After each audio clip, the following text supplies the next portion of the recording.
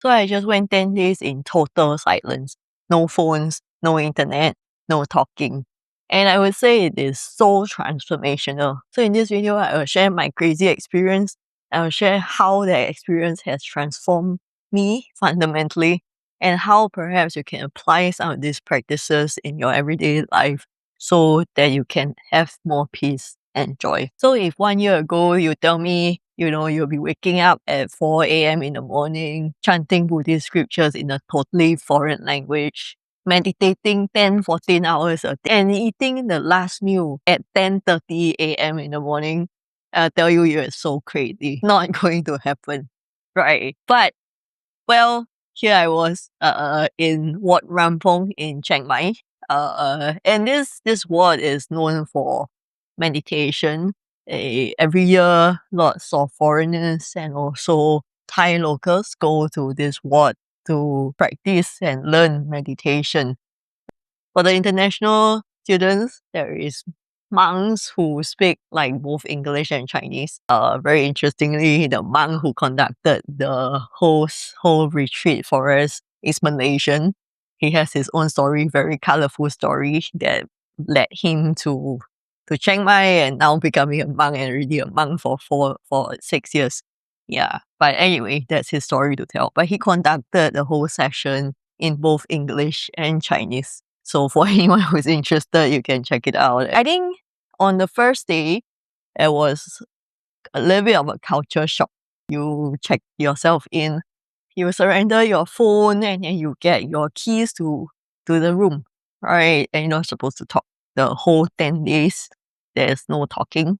If you talk, you have 3 chances, right? Normally, they give you a no speaking sign, which is in green.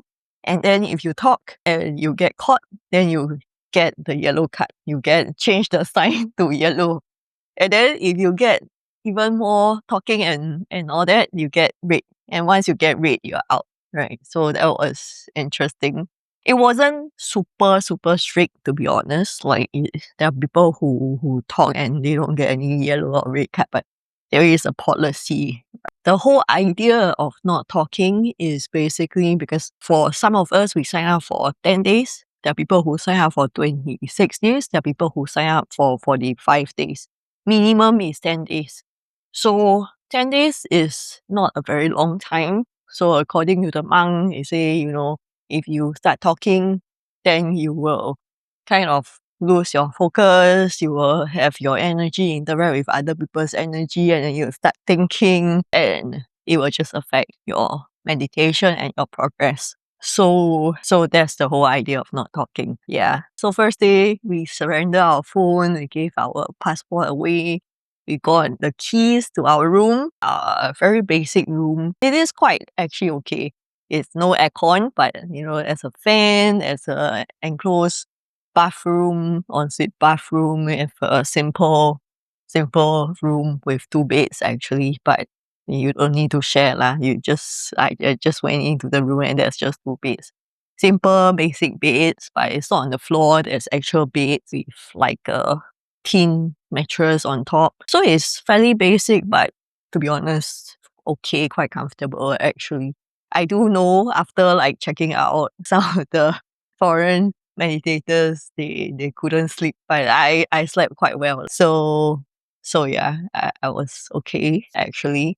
So the environment is as such, you're in a temple, so we have to follow some of the temple kind of practice, right? So we went through the opening ceremony. The abbot of the temple kind of initiated. He chanted something in a foreign language, I don't know why. But yeah, there was an opening ceremony. We follow the practice, go on the knees, bow, etc. So first day, I think there were a few people who dropped out. I think there was this guy who was clearly struggling. He couldn't get on his knees. He couldn't bend. And then actually during the opening ceremony, because I think he has knee issue or leg issue, so he was actually sitting on a chair. But during the opening ceremony, the chair broke. Yeah, so I think he just couldn't take it. He probably took the sign of the chair breaking as a as a bad omen. I don't know. I mean, it's a simple plastic chair, but it should be able to hold his weight. But I don't know, it just broke. And he definitely dropped out the first day. There was this other guy who also dropped out. He actually came with his girlfriend and he left after the first day. The girlfriend stayed throughout.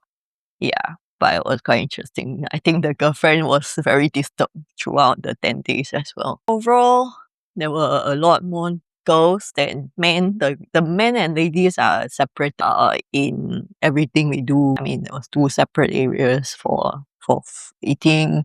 You know, and when during practice or during class, we kind of sit like two separate areas. In Thailand, actually, the monks, the Buddhists, actually, they can eat meat, right? So in terms of food, there's also two lines. There is the normal so-called non-vegetarian line and there is a vegetarian line. So yeah, the kitchen prepares the food and every day you just go and have your food. And actually the spread is quite nice. It's normally noodles or porridge in the morning. And then in lunchtime at 10:30, it is like rice with couple of dishes with fruits and sometimes dessert. So actually I think the food is quite substantial, it's quite filling actually, even though we're not supposed to eat after 10:30, we're not supposed to eat solid food after the meal at 10:30. Normally we finish the meal, the lunch at 11:30, and then after that, you can eat like liquid food, like yogurt, ice cream, chocolate without any bites in it. It's okay. Yeah. So yeah, it was okay. I think like food wise is very, very decent.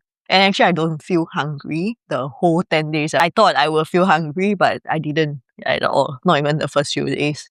So it was quite okay. So for me, what was difficult and a bit challenging was really kind of the body discomfort and also just not talking. It was quite a strange experience.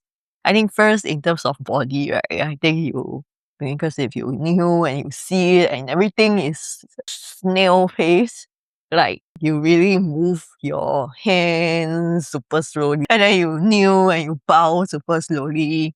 Yeah, you apparently like the muscles that you're not using that will start aching. But yeah, that's like first 2-3 days. And then also the whole idea of not talking and the whole practice of not talking is kind of strange. It's like during meal time, for example. Basically you don't get to interact with any other meditators, like any other students in the whole same class. You see the face, but you cannot say hi to them, you cannot interact with them, you don't know their name. There's just a face. And like, sometimes during meal times, you sit like opposite each other, but you're just eating your own food. So it's kind of strange experience. Lah. But at the same time, it's quite refreshing because then, you're just focusing on yourself and your inner thoughts and your feelings. You don't need to interact with other people. So that's quite interesting. So just a little bit about like the meditation practice itself. There is two types of meditation and you alternate between each one. There is the walking meditation and then there is the sitting meditation.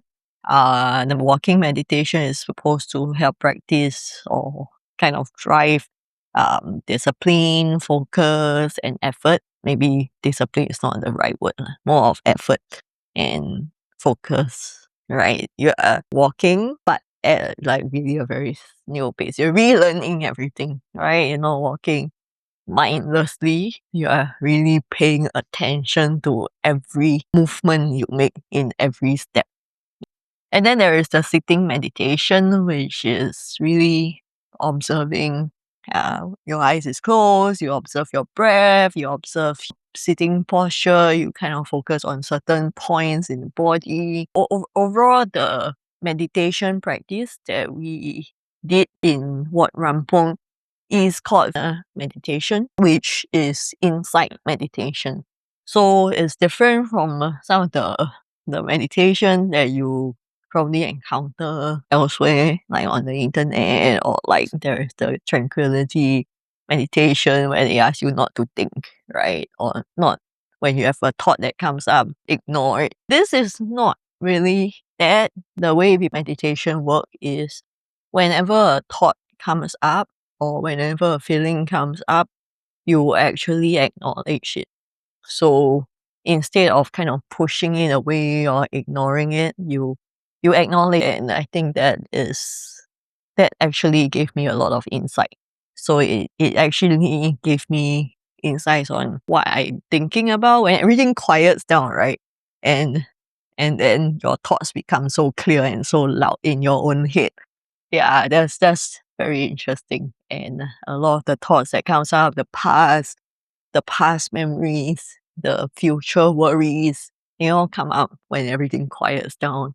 Of course, there are days where, you just feel frustrated and kind of restless and find that the practice is very boring. There are bad days, kind of bad days like where you can't focus. But that's not bad also. That's just the mind and the body reacting to the circumstance. And that's good also, to be honest. But yeah, like when I actually kind of think about past memories or think about future worries, sometimes the thoughts become so clear. And then actually there is also attached emotions to the thoughts. And that also became very clear. And that also became uh very pronounced in how I feel in the body. So for example, I was actually thinking of, I worry about certain things, right? There's in the future. And then I can actually feel my heart pumping really, really fast. So that gave me insight that, that is actually something that I do worry about, and then something that and it is so obvious, I can actually feel my heart pumping so quickly. Yeah. And then there are also moments where I think back on a certain memory and I feel sad, like the heart is aching, So a lot of these encounters happen in as part of the meditation because I meditate 10, 14 hours a day, right? So yeah, like some of this happens. And then also from a physical perspective, really strange thing happen actually. From starting day one, when I meditate, my body just keep swaying. And I was actually quite scared. I was asking the monk, like, is this normal? Should I stop this? Like, why is it swaying? And then I kind of let my thoughts run wild, and I thought, is there some spirit or some guardian angel or what? But no, basically the monk told me it's just the body trying to balance the different elements. And yes, I mean, after each meditation session, after each of the sessions where the body just do its own thing, I feel very good, much better than like a Thai massage. So yeah, it was interesting insights on both the body and the mind. And from a theory perspective, right, what happens is basically in our everyday life, because we are so busy, our consciousness is either not awake or maybe just half awake, right? And our mind and body actually make a lot of decisions and we're not very conscious about it or very much aware about it, right? But during meditation, you pay attention to your mind and body.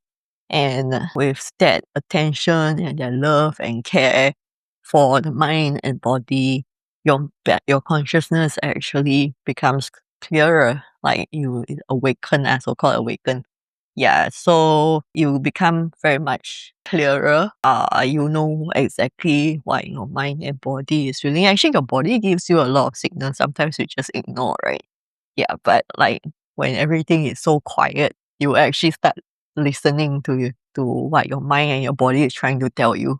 So it was a very good experience. I think a little bit of a side note, I think not related to meditation, but related to our perspective on different things, right? I think my perspective also changed on two things. One is on food, right? Because every day before each meal, we are supposed to chant something, the scriptures, right? In both Pali and Thai. it basically says that food is not for pleasure, not for fun, not for building your body, not for beauty. It is for sustenance and continuation of the body, for you to have peace and be able to lead a simple life, to not produce the feeling of overeating. So for me, it fundamentally changed my perspective on food, because I always feel food as something to enjoy, or like, you need to eat until you're very full. I mean, that's just me lah, but I don't know, like since young, I think you want to eat 吃饱, don't know. Yeah, but that was like, and every day I chant the scripture 2 times, right? So 10 days, 20 times, it kind of went into my brain. Yeah, so I got a new perspective on food. And then also the other new perspective I have is on death, because of course it's a temple, so there are people who hold like the wake, or the, I don't know what they call it lah, the funeral kind of ceremony in the temple. So there was a kind of funeral in the temple while I was there. And I think the Thais actually have or the Buddhists actually have a very I mean, they see it as part of life, right? 病死, right? Birth, old age, sickness, and death.